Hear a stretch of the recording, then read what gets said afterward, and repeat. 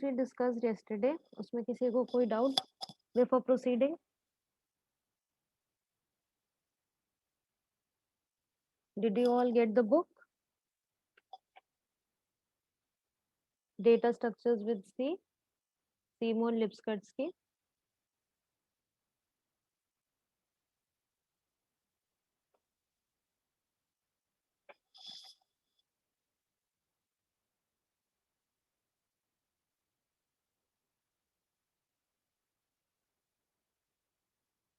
Any doubt in yesterday's? कल जो चीजें देखी थी हम लोगों ने, डेटा स्ट्रक्चर क्या होता है, types of data structures, classification, बहुत बेसिक ही चीजें हम डिस्कस कर रहे हैं, थोड़ा आप लोग भी जल्दी फॉलो अप करिए। उसमें कोई डाउट इम्प्लीमेंट करेंगे तो और चीजें क्लियर होंगी। BCA, any doubt?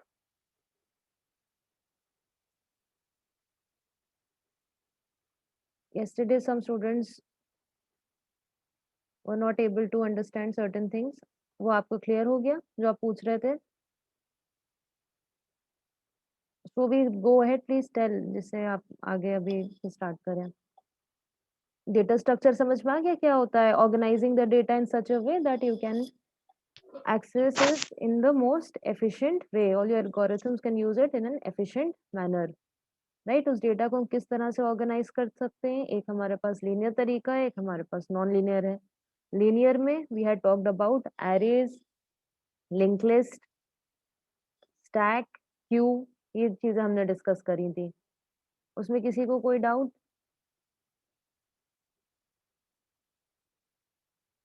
डाउट नहीं है तो फिर आगे देखें।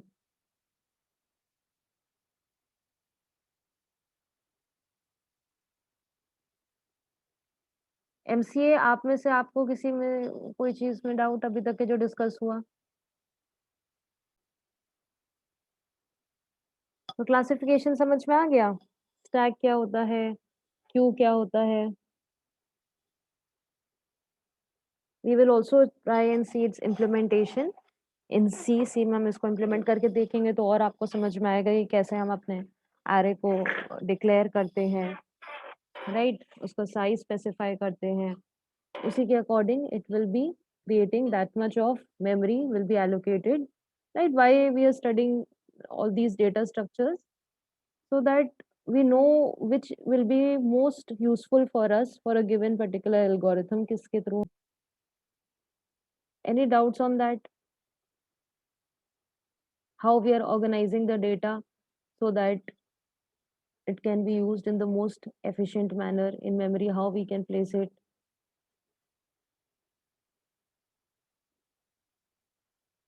We had talked about arrays in last class. Array क्या है? अगर अब आपके पास सेट ऑफ डेटा एलिमेंट्स हैं या डेटा आइटम्स हैं जो कि सेम टाइप के हैं, सेम टाइप का मतलब either there are integer type, real values, characters, whatever it is, they are of the same type, right? उनको अगर हम एक contiguous memory location पे place करें इस तरह से कि आप उसके इंडेक्स नंबर से या सबस्क्रिप्ट के थ्रू आप रैंडमली कोई भी एलिमेंट को एक्सेस कर सकते हो। Why is it possible? Because simply they are placed at the same memory location, at contiguous memory location. One by one they are placed in a linear fashion. तो उसकी वजह से आपको क्या फायदा मिलता है? अगर आपके पास बेस एड्रेस पता हो, you keep on adding the offset, right, which is your given by the index number.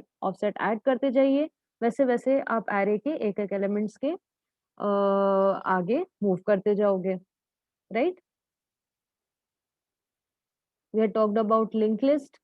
Linked list is an alternative to your arrays which does not require consecutive memory location. Why doesn't it require? Because here with every node or with every element there are two parts being kept. What are the two parts? One is the data part, the other is the address part. Right आपको पता है कोई भी element अगर memory पे save होता है तो उसको कोई ना कोई मेमोरी एड्रेस एलोकेट करा जाता है। यहाँ पे हम क्या करते हैं, हर एक एलिमेंट के साथ उसका मेमोरी एड्रेस जो है उसके प्रीवियस वाले एलिमेंट के एड्रेस पार्ट में डाल देते हैं। उससे हमें क्या फायदा रहता है कि ये सारे के सारे एलिमेंट जो हमारे पास कलेक्शन ऑफ एलिमेंट्स हैं ये एक लीनियर मैनर में एक दूसरे से लिंक हो जाते हैं। तो we are able to traverse this list, we can maintain the linear relationship without needing all of them to be placed at one consecutive location in memory, right? Then we had talked about another data structure, which is also a type of linear data structure, non primitive की category में आता है, which is your stack. Stack का मतलब क्या हो गया, आपको एग्जांपल बताया था, पाइल ऑफ बुक्स. अगर आपके पास एक बुक्स का सेट रखा है तो आप सबसे पहले क्या करते हो, टॉप ऑफ द सेट से ही आप उस पाइल से ही बुक हटाते भी हो और इंसर्ट भी करते हो, रखते भी हो. तो it is an example of a stack data structure. Always you are placing the element on the top of the stack and removing it also from the top. Next data structure, linear category we had talked about was queues. Right, we will see the implementation, then you'll understand more. At least you should know the terms, कौन कौन से data structure हम पढ़ेंगे.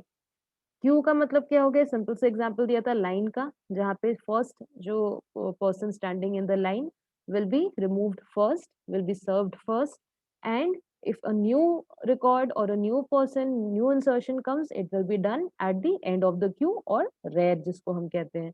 Right, तो दो operations रहते हैं, एक इंसर्शन रहता है, अगर डिलीशन रहता है. तो स्टैक के केस में क्या रहता है, एक ही एंड पे रहता है. क्यू के केस में क्या होता है, आपका deletion front of the Q से रहता है, इंसर्शन रेयर से रहता है. Then other data structures we had discussed about in the category of non-primitive are your non-linear data structures. Non-linear का मतलब क्या हो गया कि ये सारे elements एक दूसरे से linear way में connected नहीं है. यहाँ पे क्या हो सकता है, one element can be connected to n number of elements. Right? We had taken the example of a tree. Right? In what is a tree? जिसमें आपके hierarchical relationship between various elements maintain रहे.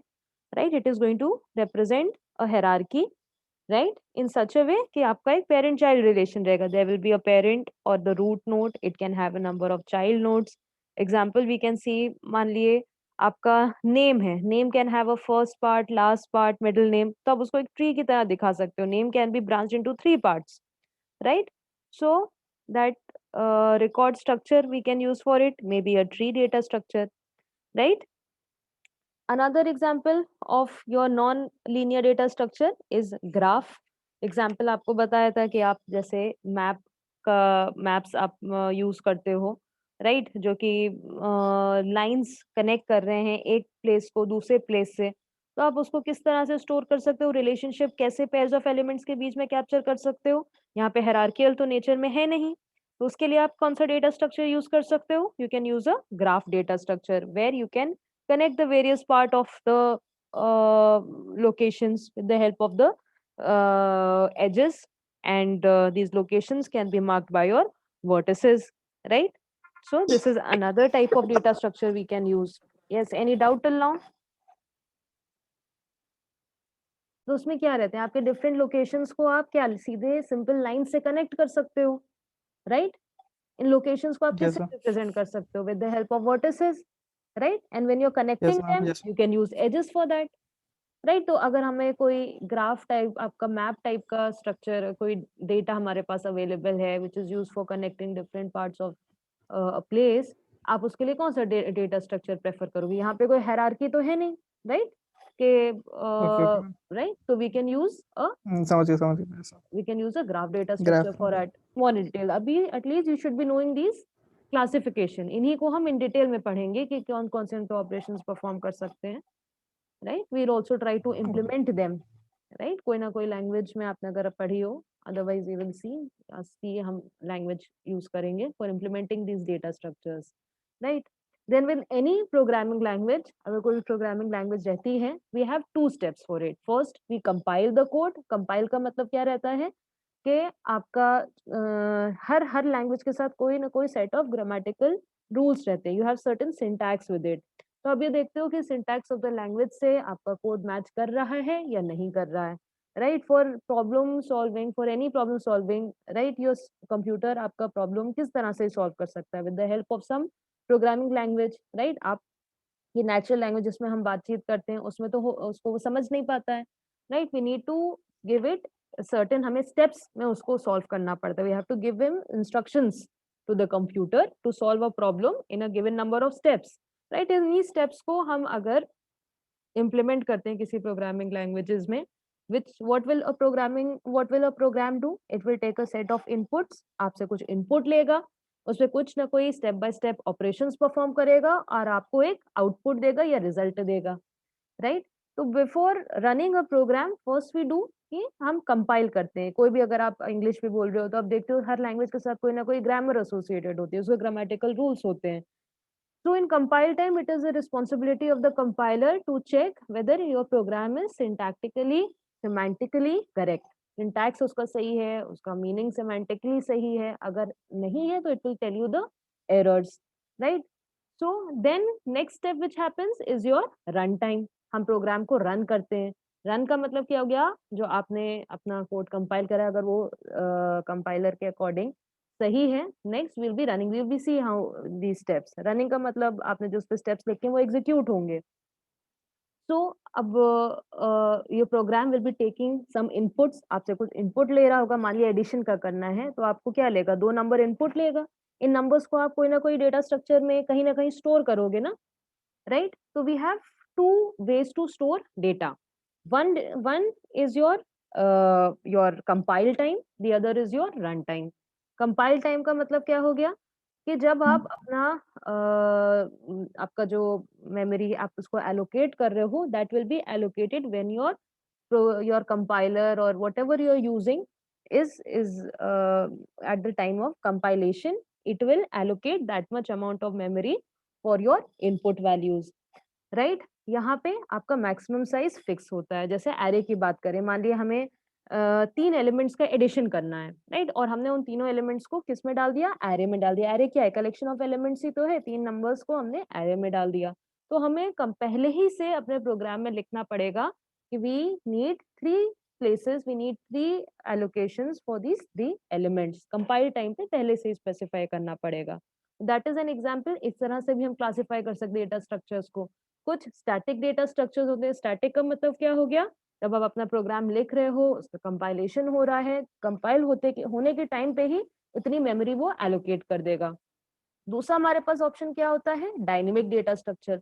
Dynamic में हमारे पास maximum size की flexibility रहती है।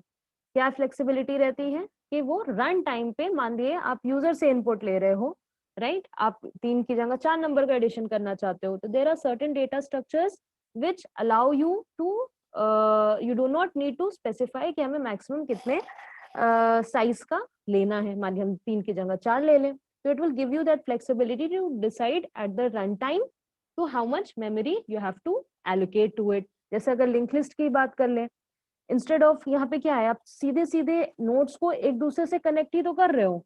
मान लिए हमने यूजर से इनपुट लिया कि आप कितने साइज की लिंक लिस्ट बनाना चाहते हैं, यूजर ने दे दिया 4 साइज की, तो आप क्या करो, सिंपली इन नोड्स को 4 नोड्स क्रिएट कर दो, इन दो को आपस में एक दूसरे से लिंक कर दो। तो we have an option of classifying data structure in the form of static data structure and dynamic data structure also.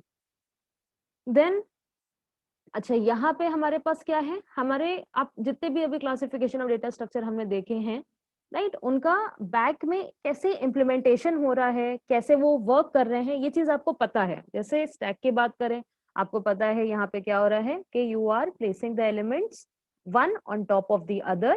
किस तरह से कि हमेशा टॉप से ही आप एलिमेंट्स को निकाल सकते हो। सिमिलरली आपको पता है लिंक लिस्ट में कैसे वर्क करता है, आपको क्यू का पता है, right? Then we have certain data structures also known as abstract data types, right? जिसमें आप implementation आपको specify करने की जरूरत ही नहीं है, आपको बताना ही नहीं है कि वो पीछे कैसे वर्क कर रहा है, उसका underlying जो implementation है उसको आपको बताने की जरूरत नहीं। सिंपल से आप उसको एक इंटरफेस की तरह यूज कर सकते हो, right? You just need to give that interface to the user उस इंटरफेस के through it can use that particular data type without knowing what is the inner details of it। ये आपका एक आगे जब आप पढ़ेंगे oops and all, ये आपका कॉन्सेप्ट आता है abstract data types या एक इनकैप्सुलेशन का। इनकैप्सुलेट कर लिया, उसके अंदर की डिटेल्स आपको हिडन है, आपको बस एक पैकेज के फॉर्म में अवेलेबल है, आप उसको यूज कर सकते हो, राइट? तो उसका इनर इम्प्लीमेंटेशन कैसा है वो यूजर को जानने की जरूरत नहीं है, राइट? जैसे अगर आप सिंपल सी बात करें, आपकी कोई फाइल अगर आप वर्ड में सेव कर रहे हो, आपको पता है कि वो आपका जो MS वर्ड है या कोई भी एप्लीकेशन है एट दी बैक एंड किस तरह से उसको स्टोर कर रहा है। आपको सिंपली एक API दे दी गई है या आपको एक एप्लीकेशन दे दिया गया है, उसके इंटरफेस के थ्रू आप उसके फंक्शंस को, उसके फंक्शनैलिटीज को यूज कर सकते हो विदाउट नोइंग कि उसके बैक एंड पे क्या चल रहा है। मैम आपकी आवाज नहीं आ रही है।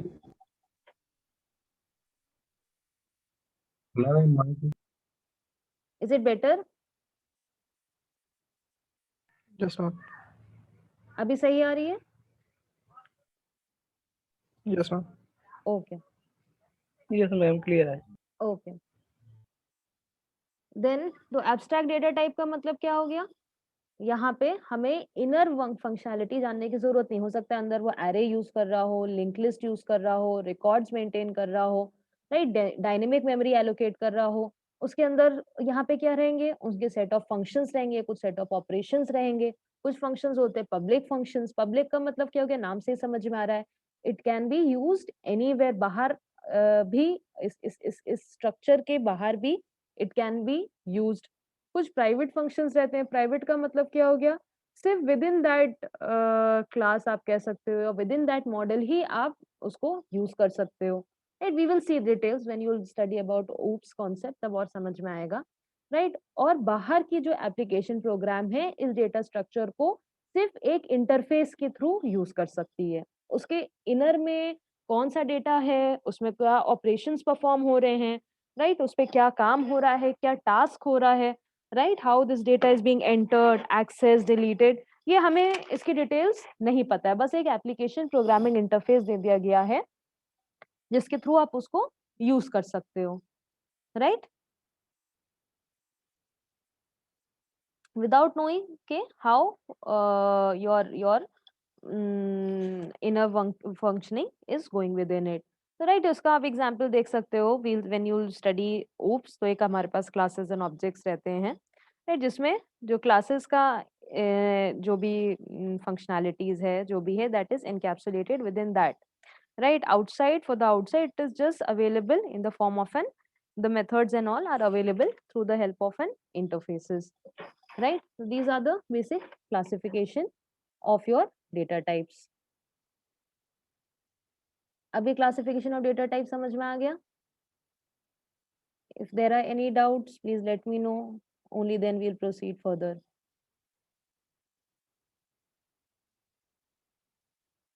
BCA, any doubts till now?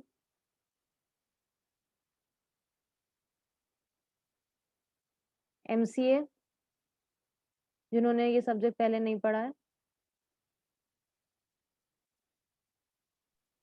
Ma'am एक बार एक्सप्लेन कर दीजिए दोबारा। क्या चीज? मैम डेटा स्ट्रक्चर जो आप बता रही थी भी ग्राफ के थ्रू। क्या बताइए, तो उसमें क्या नहीं समझ में आया है?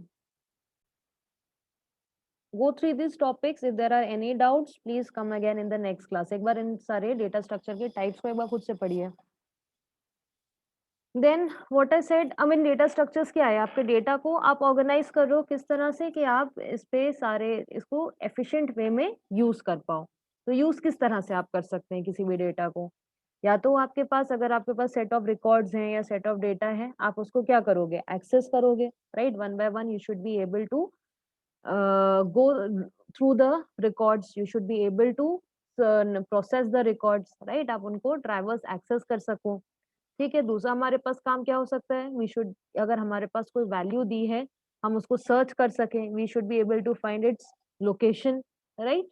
Then what other things can be there, आप कोई नया रिकॉर्ड उस स्ट्रक्चर में ऐड करना चाहते हो, जैसे हमने अभी एरे में देखा, उसमें कुछ आप इंसर्शन करना चाहते हो, कुछ डिलीट उस एरे से करना चाहते हो, या स्टैक की बात करी जाए या क्यू की बात करी जाए, right, these are the basic operations which we can perform on the data structure, right. तो हमें इन्हीं ऑपरेशंस को ध्यान में रखते हुए देखना पड़ता है कि हम किस तरह से डेटा को ऑर्गेनाइज करें so that it can B done in the most efficient way। So we have traversing, we have searching, we have insertion, we have deletion। We will see all the operations we'll try and perform on these data structures। Then we will be doing a comparative study। हम देखेंगे कि किस data structure में कितना time और space के terms में how they are performing, right, we will study that, right।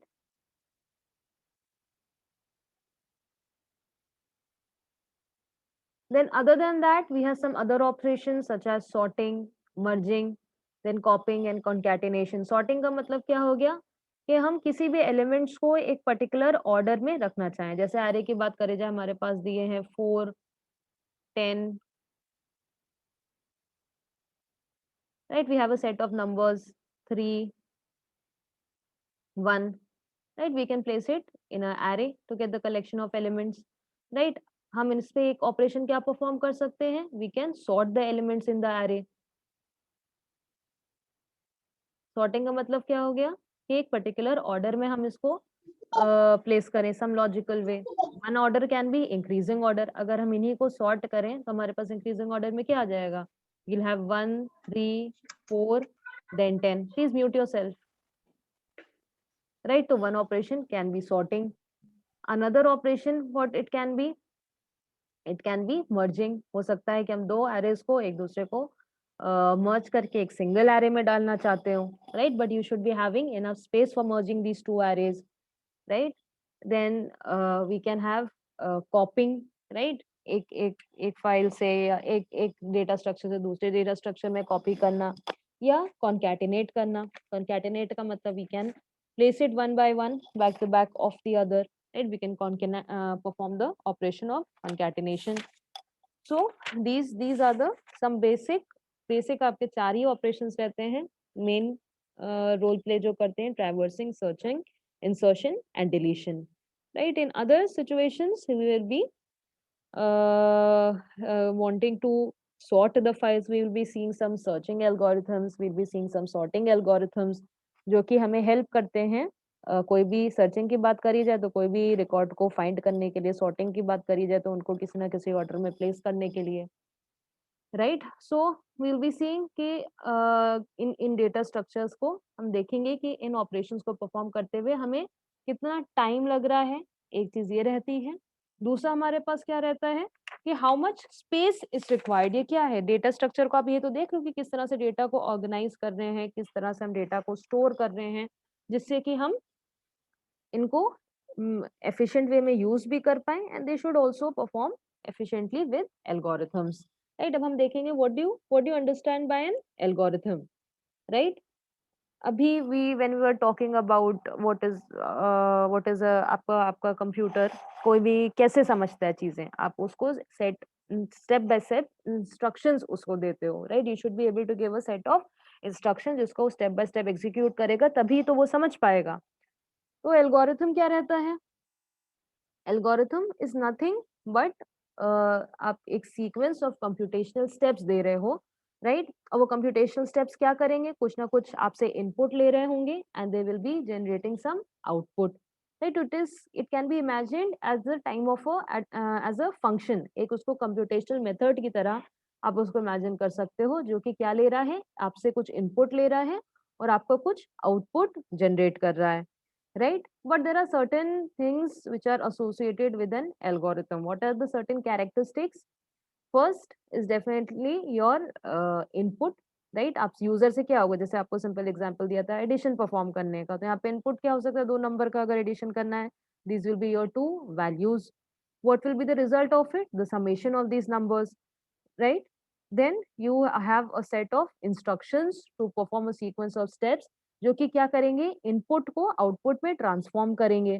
सबसे इंपॉर्टेंट चीज यहाँ पे क्या है कि जो आपके स्टेप्स होने चाहिए they should be very short and simple for your computer to understand it easily, and वहाँ पे कोई भी एम्बिग्विटी नहीं होनी चाहिए। कोई भी एम्बिग्विटी का मतलब क्या हुआ कि ऐसा नहीं है कि ये भी हो सकता है, इससे ये भी हो सकता है। इट शुड बी क्लियर कि what is this instruction going to perform.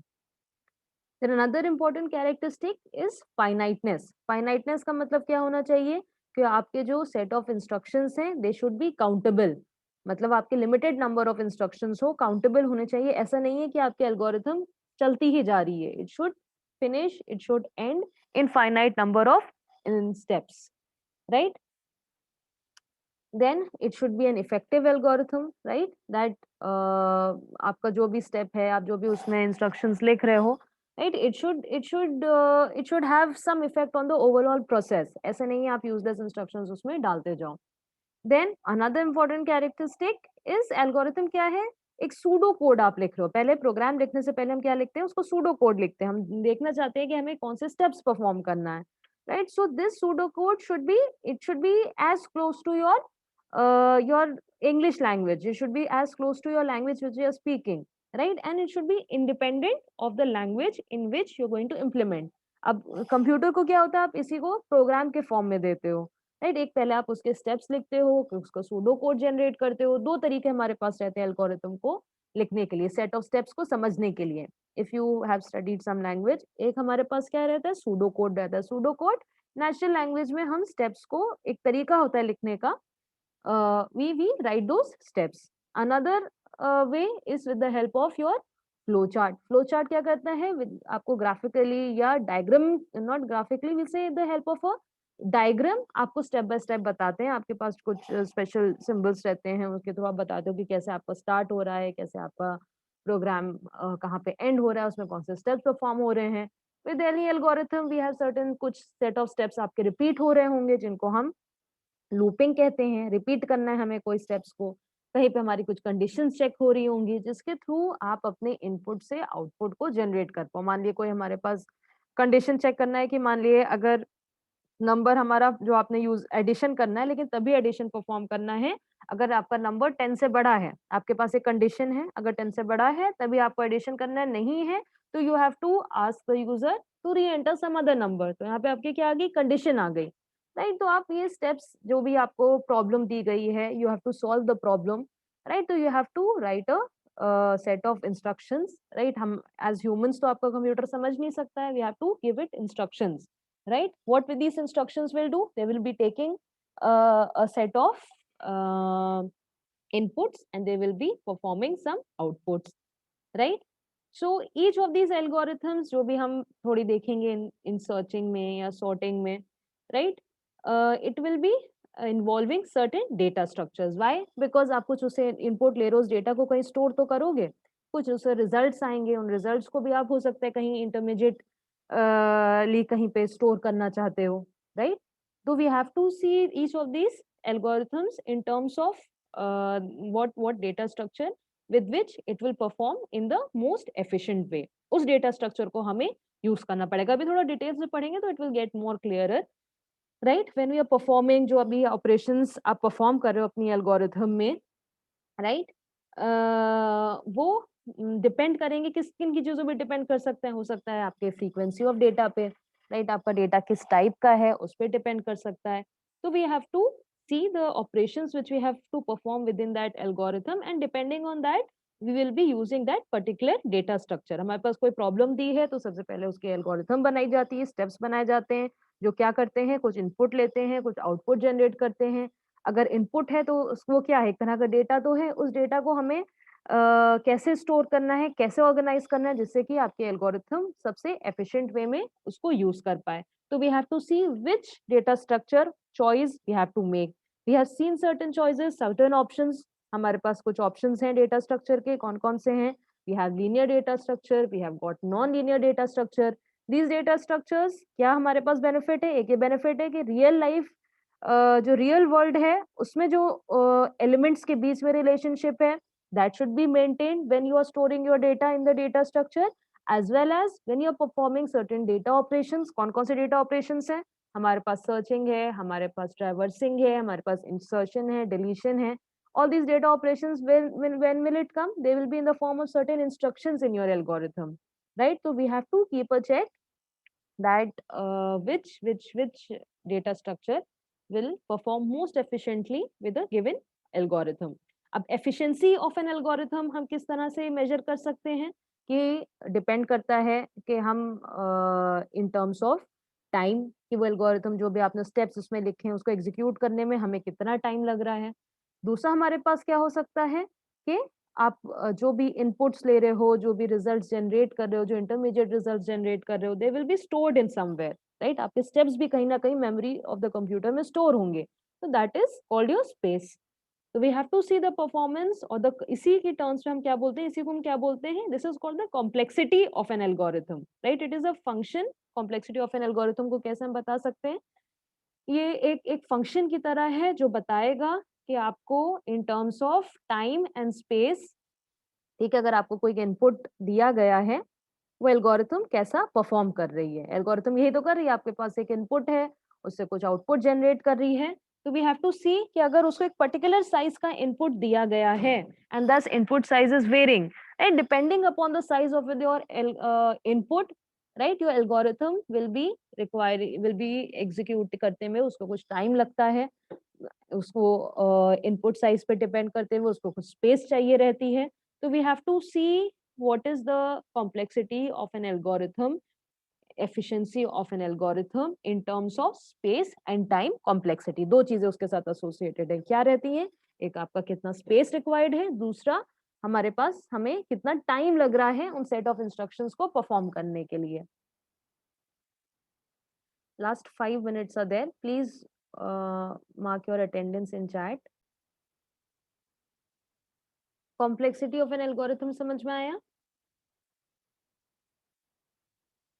Simple सा एक फंक्शन है जो कि बताएगा कि how your algorithm is performing in how it is performing in terms of running time, उसको कितना टाइम लग रहा है उस एल्गोरिथम को एग्जीक्यूट करने में, and how much space is required for that particular algorithm, right, when we are measuring it in terms of the input size. अगर हम उसको एक particular input size दें, मान लिए एक ही input है, एक single value आपने उसको दी है, right, then what is the time and space required by this particular algorithm to perform certain operations.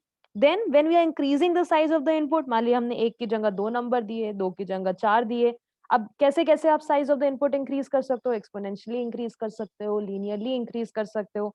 तो आपकी algorithm in terms of size of input कैसे परफॉर्म कर रही है, this is measured with the help of a functions. We have some functions for measuring the efficiency of the algorithm in terms of space and time, कितना time उसको लग रहा है execute करने में, राइट, उसको कितनी स्पेस रिक्वायर्ड है, कितनी मेमोरी रिक्वायर्ड है, इन terms of your input size. जब हम उसको एक पर्टिकुलर साइज ऑफ इनपुट दे रहे हैं तो वो कैसे परफॉर्म कर रही है, उसके पास उसको मेजर करने के लिए हमारे पास फंक्शंस रहते हैं. इन्हीं फंक्शंस को हम क्या बोलते हैं, this is called your complexity of an algorithm. अगर सिंपल सी बात करी जाए, अगर अगर आप मान लो हमें हमें फाइंड करना है, सर्चिंग करना है, एक पर्टिकुलर आपके पास सेट ऑफ नंबर्स हैं, ठीक है, आपके पास नंबर स्टोर्ड हैं एरे के अंदर, हमें एक पर्टिकुलर नंबर फाइंड करना है. तो आपके पास एक तरीका क्या है, अब एक एक करके एलिमेंट को सर्च करो. मान लो 10 एलिमेंट्स हमारे पास पड़े हैं, they are numbered 1 to 10 and we have to find value 9, right. तो एक हमारे पास क्या है, एक एक एलिमेंट को आप कंपेयर करो, अच्छा फर्स्ट एलिमेंट 9 है, नहीं है, सेकंड एलिमेंट 9 है, नहीं है. तो आप क्या कर रहे हो, लीनियर सर्च कर रहे हो, लीनियरली एक एक वैल्यू को सर्च कर रहे हो कि वो प्रेजेंट है या नहीं है, इज इट मैचिंग और नॉट. सो दिस में टेक कितना टाइम लग सकता है, इट में यहाँ पे n स्टेप्स लग सकते हैं, क्योंकि आप अगर n साइज का इनपुट है तो n स्टेप्स लग सकते हैं, right. Another option we have certain searching algorithms जो कि बहुत इससे काफी एफिशिएंट वे में वर्क कर सकती हैं, like we will study them then you will understand more, like binary search and all, जो क्या करती हैं, आपके डेटा को डिवाइड करती रहती हैं हर एक स्टेप में, such that we know exactly at what location it will be starting. तो इस तरह से it will instead of searching one by one, step by step every time, it will take maybe just log of n times. वहां पे आपको n times लग रहा था for searching a particular element, it will reduce it to log of n. तो ये सारे comparisons हम देखेंगे, इनकी complexity पढ़ेंगे, which are defined by certain functions. So please go and revise what we have discussed till now. इसको थोड़ा सा